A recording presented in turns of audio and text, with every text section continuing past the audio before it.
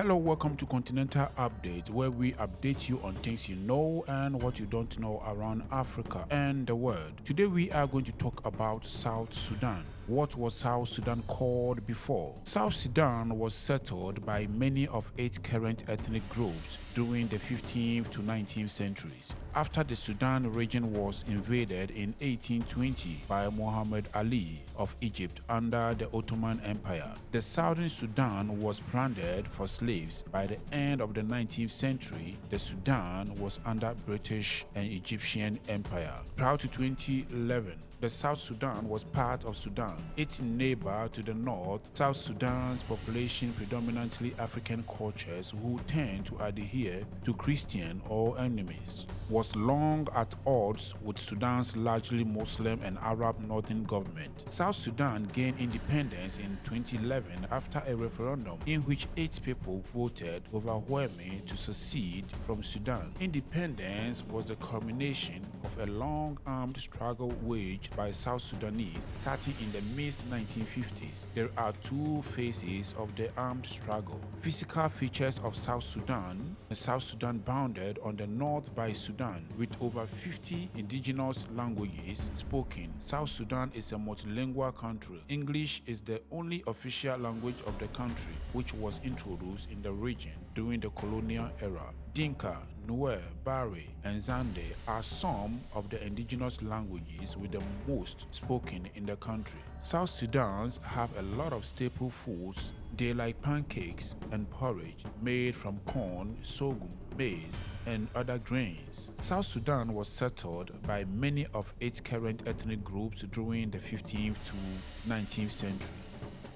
South Sudan country is located in the northern Africa. It is a rich biodiversity, includes large savannas, swamplands, and rainforests that are home up to many species of wildlife. Although the north accepted British rule relatively quickly, there was greater resistance in the south. Because of this, British energies in the north were free to be directed towards modernization efforts. Whereas the South, they were more focused on simply maintaining order, leading to a fight between the South and North Sudan that continued for several decades. After Sudan became independent in 1956, numerous governments over the years found it difficult to win general acceptance from the country's diverse political constituencies, especially in the South. An early conflict arose between those northern leaders who hoped to impose the vigorous extension of Islamic law and culture to all parts of the country,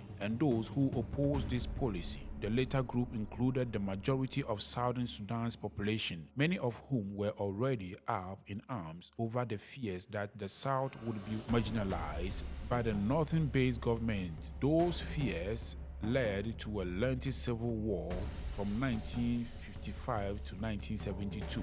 The Addis Ababa Agreement of 1972 ended in the conflict only temporarily. In the next decade, widespread fighting resumed with the Second Civil War, that is 1983 to 2005. Numerous discussions, ceasefires, and agreements between southern leaders and their northern counterparts occurred, but yielded very little success until the 2005 Comprehensive Peace Agreement, which ended and generated a new measures to share power, distribute wealth, and provide security in the country in Sudan. Significantly, it also granted South Sudan freedom status and stipulated that a referendum on independence for the region will be held in 6 years. Despite some obstacles, the eagerly awaited referendum did take place. A week-long vote on an independence for Southern Sudan was held on January 9th to January 15th, 2011. The South Sudan declared independence on July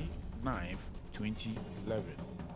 South Sudan is bordered by Sudan to the north, Ethiopia to the east, Kenya to the southeast, Uganda to the south, the Democratic Republic of the Congo to the southwest, and the Central African Republic to the west. Thank you for watching. If you don't know, now you know. Kindly subscribe to support the channel.